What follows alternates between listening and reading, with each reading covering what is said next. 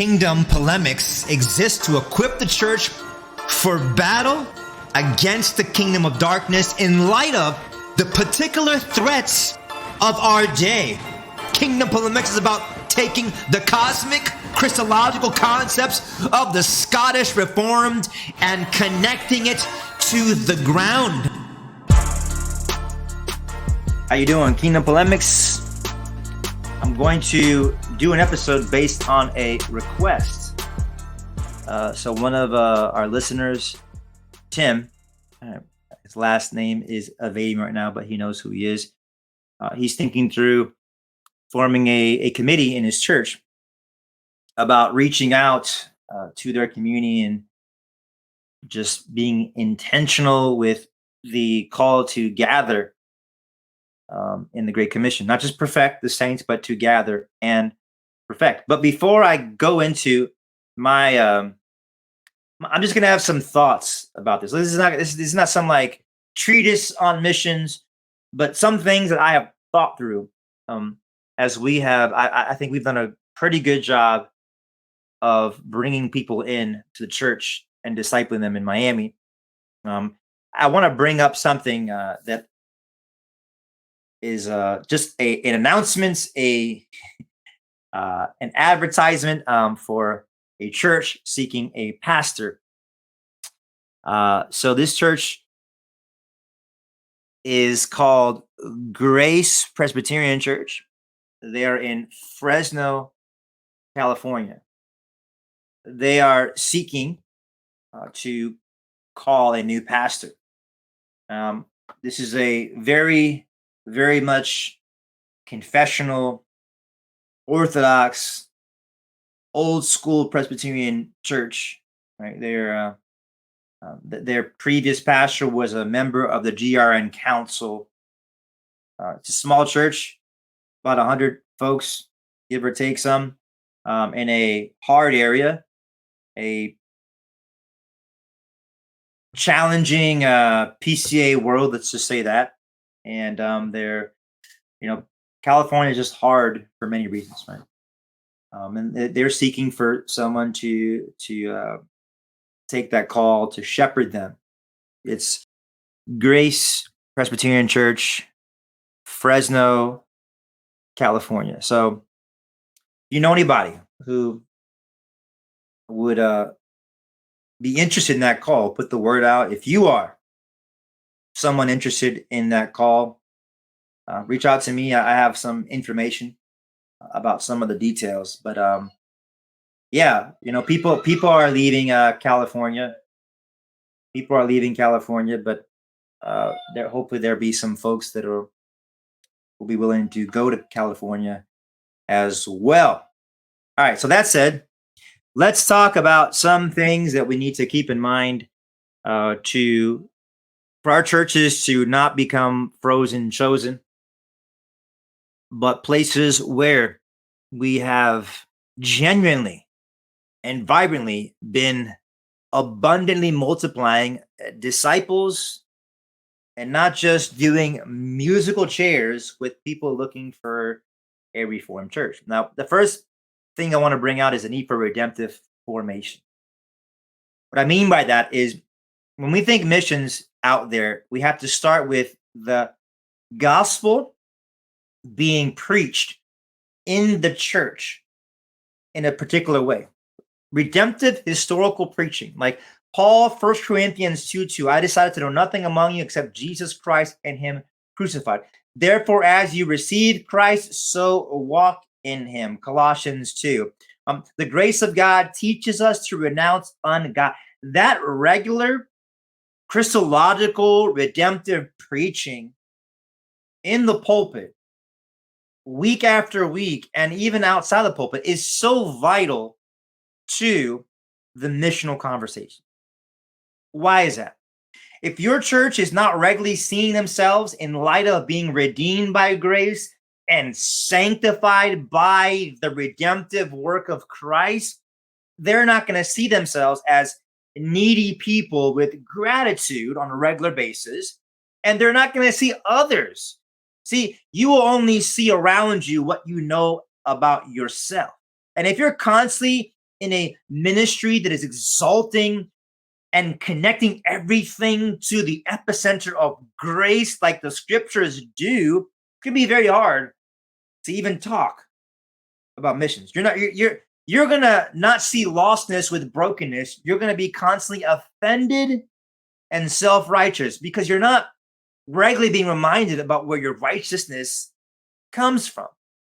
Second of all, redemptive preaching, forming the people of God is so vital because Ephesians 2 makes it clear the reason why people can be close to each other and not be scared of one another and not be worried about being known for the things that would not be so flattering is because you have a security in the many being made one by the work of Jesus. So the more people are being formed to understand their spirituality Christologically all the time, the more they're not going to be fearful of other people and worried about relational closeness.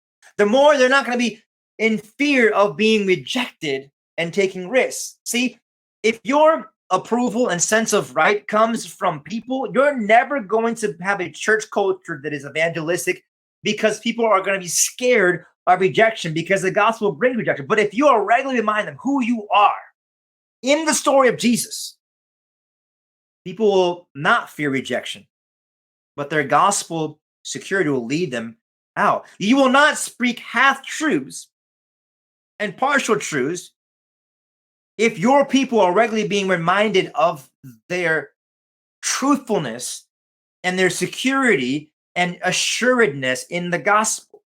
How are people going to tell the truth about Jesus to a world that hates him?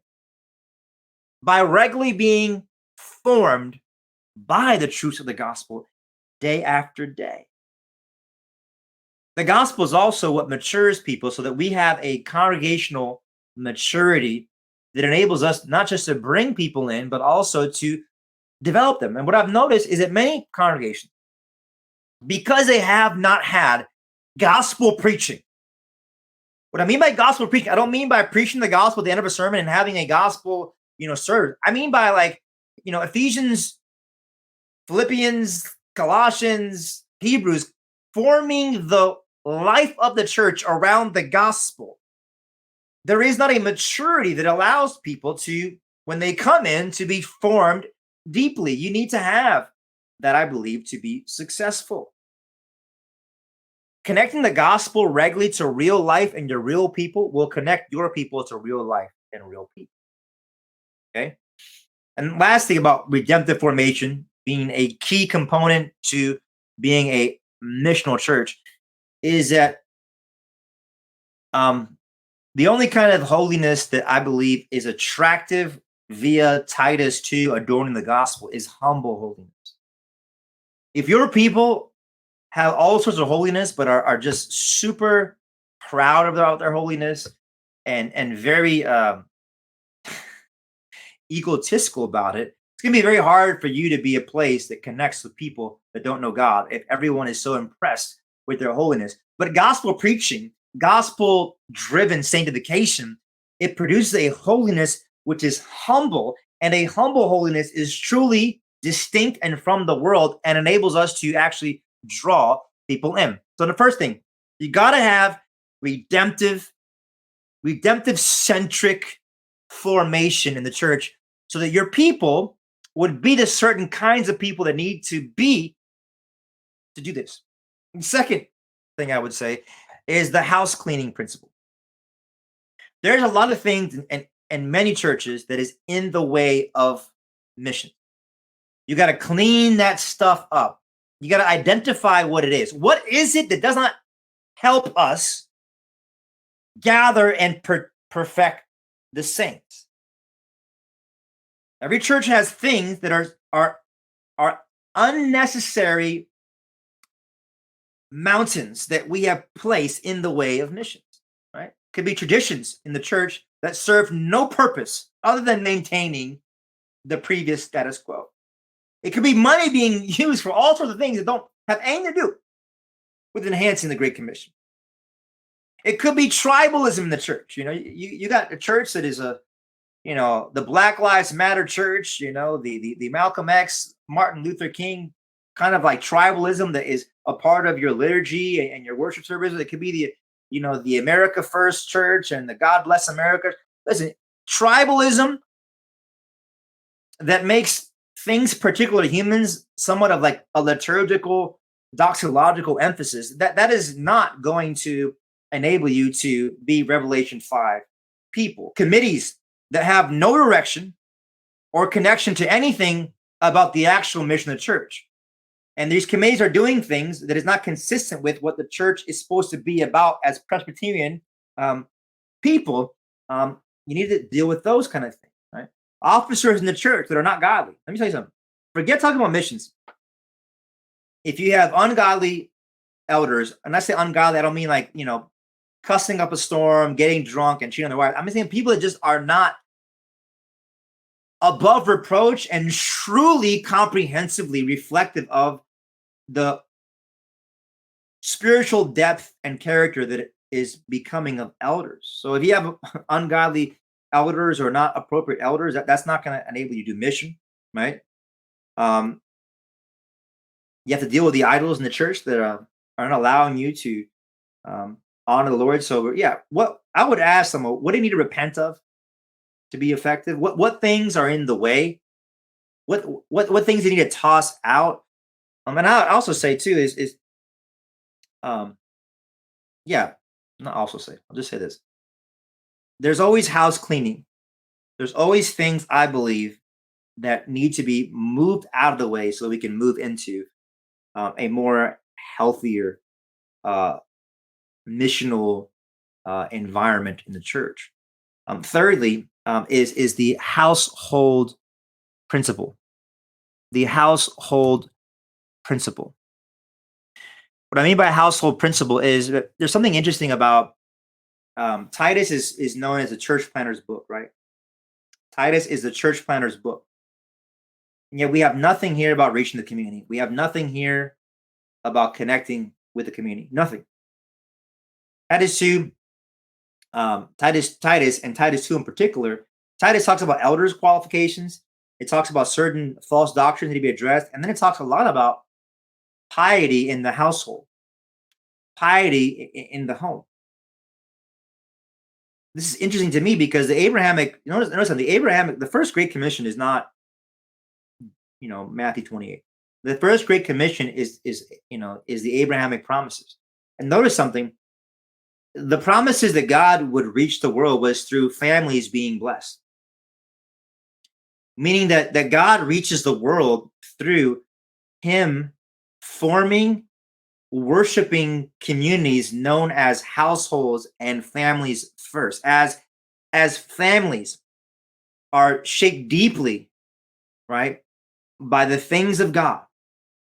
And as wives look a certain way, as men act a certain way, as children live a certain way, these households become the very means to adorn the gospel via Titus language. That then is not the gospel, but they will see your good works and give glory to your Father in heaven. A church wanting to be missionally effective needs to spend tons of its time forming men to form households that have a certain piety that adorns the gospel. So looking out there, right, to reach people. When Titus 2 piety, that is what Paul focuses on as he is talking initially to the people of Crete, I believe is very problematic. You should be thinking more about how people live in families in such a way. How do we form families deeply? Through investing heavily in men being men comprehensively, so that this household entity, wherever it is, can be the adorning of the gospel that God uses to connect with people, converse with people, and lead them to Christ. I find it interesting how, as Presbyterians, we see this missiology and God redeeming always being framed in this household principle, right? So I believe that part of what we do to reach the community, number one, is we reach our families by setting up the next generation. Secondly, our households looking a certain way is the means by which we attract people to Christ. Now, what I find interesting about the early church is you will find very little writing in the early church about reaching the community. Their worship services did not allow unbelievers to be there, and yet, within a short amount of time, you have millions of people coming into the gospel. What was it? What was it that was the secret sauce? Pastors spent a lot of their time forming piety in households in such a way that people were disturbed and perturbed as to how different these households were in such a way that drew people. Let me tell you something. I have baptized people in Miami, and the way that happened was simply being a family of a certain kind that was distinct unto them, that led unto conversations, fellowship, conversations, and eventually conversions. So you got men and women in your church that hate each other. You got men that are not leading their homes. You got kids that are not being formed, and you're talking about reaching people for Christ. You need to direct the conversation here. Strong men lead mission. Strong men leading strong households lead mission. That's always been the formula. That's why the Abrahamic promises with the household principle is the basic building block of the covenant of grace moving forward.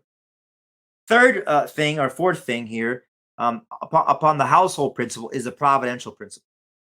The providential principle. So a lot of times when we think about missions, we think addition. Okay, let's do this activity over here. Let's go to this place over here. Let's do this event over here. We think immediately addition.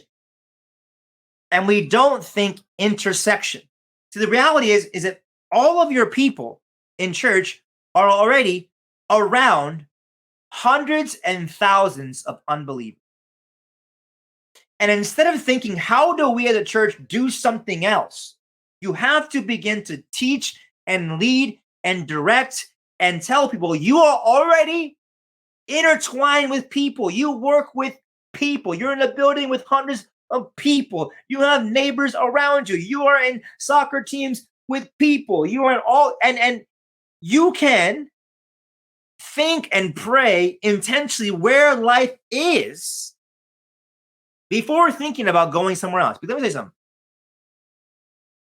If a church is not, this is why the first principle about redemptive formation is so important. If a church is not thinking about the people they actually are around and with normally, why would we ever think that those who we are not around normally would actually be people that we could reach? Here's another thing about being reformed. We actually believe that everywhere we are is not an accident. It's not an accident we live here and we are in this job and we are in this street and we're on this team. It's not an accident. So being intentional where people are and equip. So the thing is, like, you could be the most missional church on the planet and have no missional events and outreach. I'm not telling you to do that. We'll get to that later.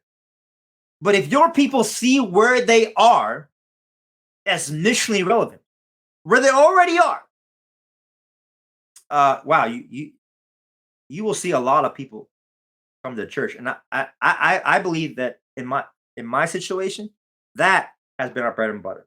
Christian, where are you? Where do you live? Where do you work? You have family members, you have brothers, you have sisters, you have friends, you have co-workers. Where are you? Think about where you are. And even like mercy ministry. So a lot of churches talk about doing mercy ministry to the community. You already have people in your life that need mercy. Mercy ministry is not an event It's a lifestyle where you see needs around you of different kinds where life is. And if you buy into this providential principle, you're going to simplify church life. You're going to simplify church life. What I mean by that is if you believe that you have an intentional purpose where life actually is to reach people, you're not going to inundate your church with excessive activities amongst Christians to either be with themselves or reach people. Okay? You're not going to do that. One of the things that I find interesting in Miami is that a lot of churches they put on these events, these festivals and these harvest fests and these things, right, to reach people. It takes a lot of time, it takes a lot of money, and usually most people don't come to church that way. They show up and they show up and they never come back. Usually, I'm not saying it doesn't ever work. Or a bunch of Christians just show up with their kids. I tell a lot of people, listen, every week in Miami, there are thousands of people putting on events and parties and inviting people. Go to a birthday party. Go to a get together. They're paying for it. They're organizing it. They're giving time to it. Go where life actually is. And stop seeking to create something where life is not. Make sense? Which also brings me to the vocational principle. Okay, what I find interesting about Ephesians and Colossians, there's no conversation about people being missional. Now, obviously, Paul says, "Pray for me that a door will be open for the gospel." But I find it intriguing that a lot of the conversations in Philippians and Colossians are about family piety, but also vocational piety. People working in a certain way. People, those who are employees and employers. Now, why is that important? Because when the reformers think about mission, okay, they didn't simply just think, go find somebody somewhere and have a gospel conversation. When they thought mission, they thought every Christian having a call in their vocation to be vocationally there in a Christian way, and that Christians in their vocations, okay, working a certain way. I'm not talking about Christians having like a John 3:16, job, right? John 3:16 painting. But Christians seeing their kingdom identity and purposes in their vocation, okay, was a calling unto God and a means by which you do mission. So one of the things that I encourage any church is to teach, train, and disciple your people to see the way they work unto the Lord. Okay? Their businesses that they have and the way they conduct business as not simply a common grace thing to have a paycheck, but a way to be missionally intentional. Okay. Regular Christians working in a way that's eschatologically oriented and reflective is very much. And so I think a lot of Christians don't think that way. When they think missiology and missions, they don't think every week these 40 hours and how I work and how I oversee people in light of the law of God and the gospel of God is how we're missional, right?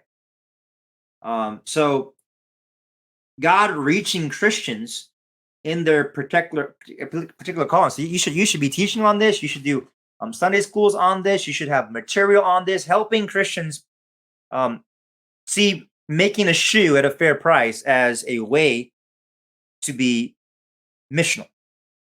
Okay. Another thing you would think about too is, have you ever thought like, hey, Christian, start a gym. Hey, Christian, start a law firm. Hey, Christian, start a school. Hey, Christian, start a doctor's office to be missional.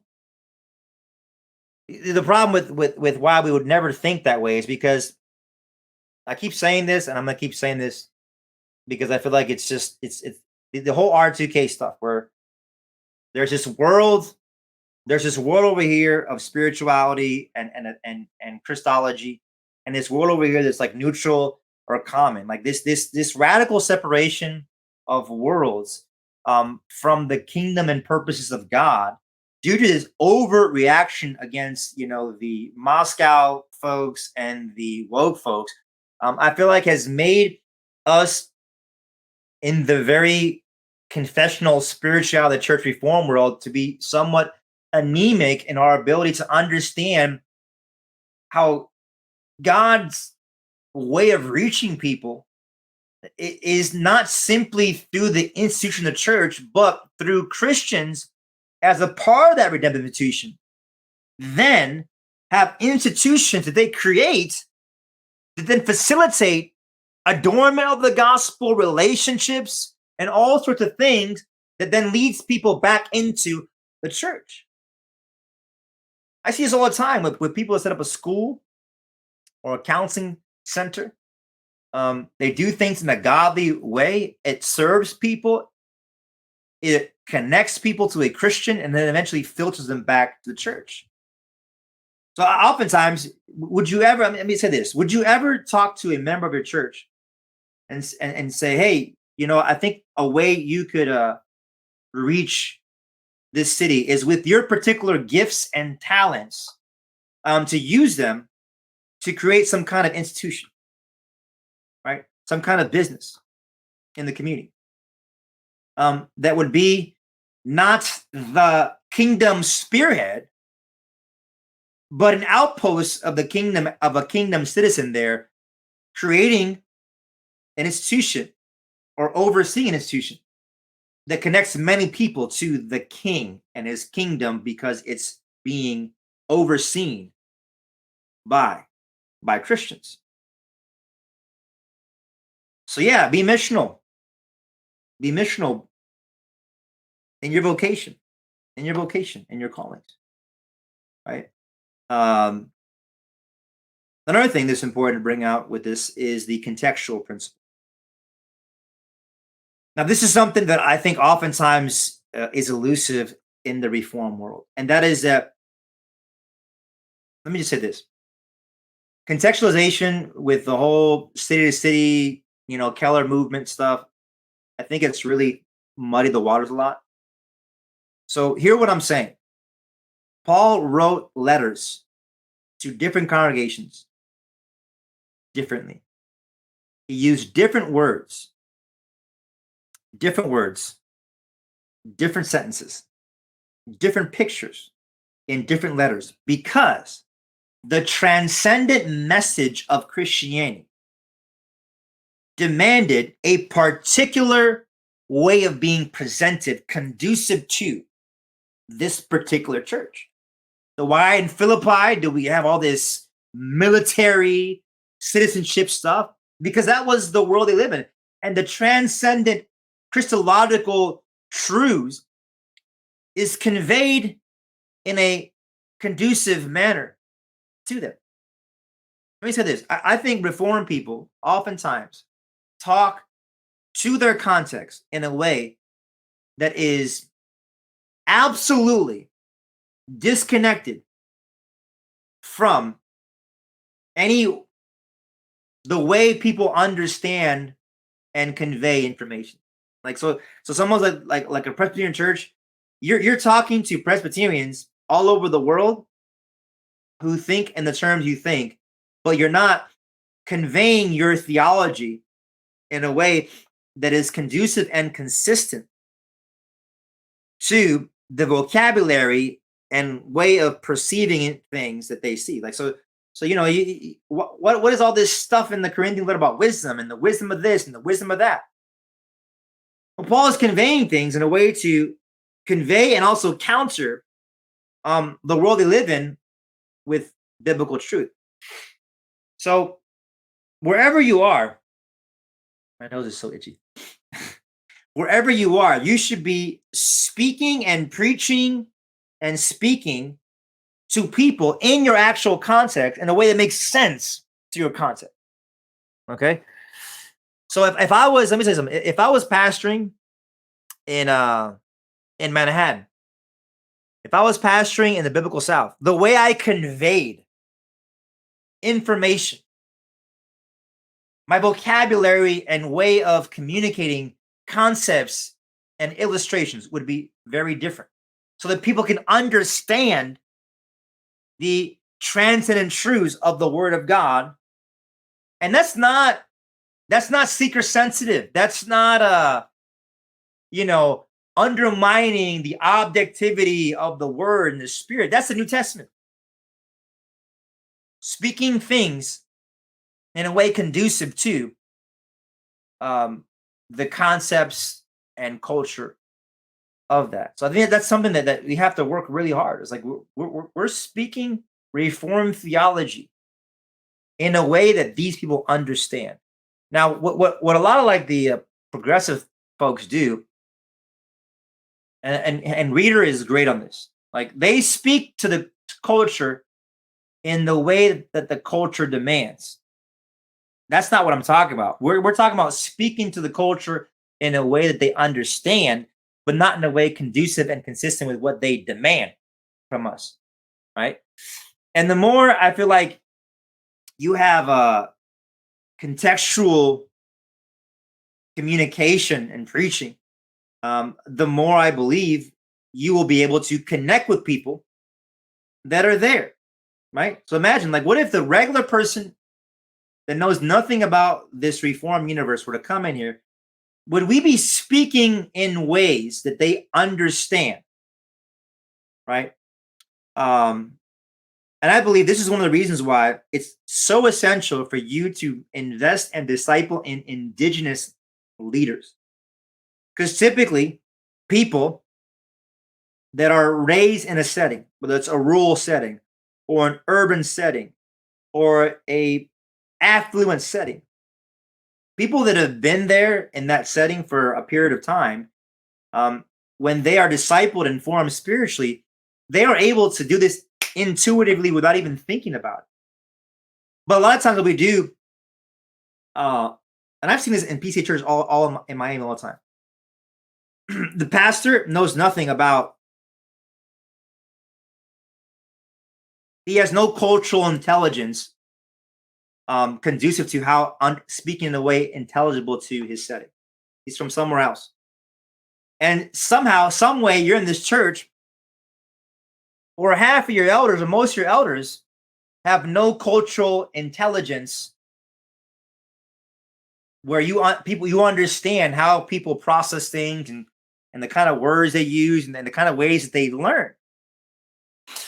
So I believe that one of the vital ways that you can convey things in a way that hits at the target of what you're hitting at and not throws the ball over the target is by having officers, particularly elders, that have relational cultural intuition. I see this all the time. Like, some person will move into, Miami, and they come from a Reformed background and they know some stuff with their head and they have a lot of knowledge, but they have no cultural intelligence, no ability to understand how people think around them. And you make them an elder, and all of a sudden now you have somebody who's in leadership, setting the tone and pace for the church, that lacks the ability that Paul had to be able to speak to a setting in a way where objective truth could be understood. Okay. So that is something that the progressives have hijacked from, I believe, the legit confessional person. So yeah, you need to be a Reformed person who knows how to set the plate of objective theology in the seasonings and settings it makes sense to where you are, unless you want to be the church that always has the same kind of reform people looking for reform things, church playing musical chairs. Okay. Another thing that I believe is important when you think about missional is the public sphere principle. So I believe that your church should be in the public sphere if they're going to be effective in reaching people. What's that mean? Social media. There's no reason why your church should not be very much inundated in social media with your content, with your preaching, with your sermons. I believe that your church should be in the institutions that are public where you are. Your members should be on school boards. Okay. Your members should be on HOAs. Your members, should be involved in the local civil public life, attending civil public meetings. I feel like open air preaching. I'm just giving you an array of things. The voice of the Lord, the prophetic voice of the Lord, should be in the public life of where you are in public. So where is public life, and where can we insert ourselves as Christians? Now, some of this may be the church doing something. Others may be the individual Christian, like I said, being on a school board, being in some sort of committee, right? Your people should be in public life, social media, civil life, and I'm talking about locally, right? Open air preaching, whatever. The privatized secret Christianity, like find ways to involve your church in all facets of public life in your situation and setting. Another important thing I think to consider, and I'm almost done, is the insertion principle. So we talked about intersection, not addition. So where is life? And you teaching your people to be missionally inclined where they are. The other one is about inserting yourself in places. So what do I mean by that? Don't teach your people and train your people and direct your people to do soup kitchens. That's my opinion. Tell them to go be involved in a soup kitchen. All right. So what we've done over the years is send people into places, right?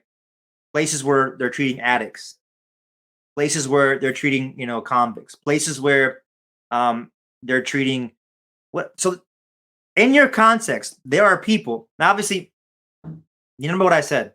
Christian, start things that reflect the person and work of Christ. Start things and build institutions. Okay, so keep that in the back of your mind, but also put yourself in places, send yourself in places, right? So a lot of times, like, oh, let's start like a this thing in the church, like a that ministry in the church, instead of thinking like go into places where their people are meeting needs, right? Right? Go to like a pregnancy crisis center and volunteer there. Go to a place that's meeting needs of addicts.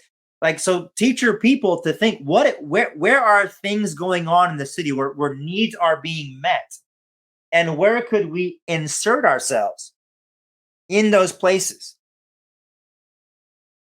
So we had people always going to Agape, which is a place that cares for mentally women that have mental issues and also are abused and drug addicted. And we would have people regularly inserting themselves there and going to meetings there and having like a Bible study there. So you'll be surprised as to how many people that are meeting needs will open the doors for you to insert yourself there. Do stuff in the world. I think Christians oftentimes think about inviting, so we're going to reach the community by having a evangelism explosion event, once every 2 weeks, and we're gonna invite people to this event, and hopefully that we'll reach it. Bro, go somewhere. We're gonna start, like this homeless ministry. Bro, there's already homeless ministries in your city where you can insert yourself to meet homeless people and evangelize them. Now,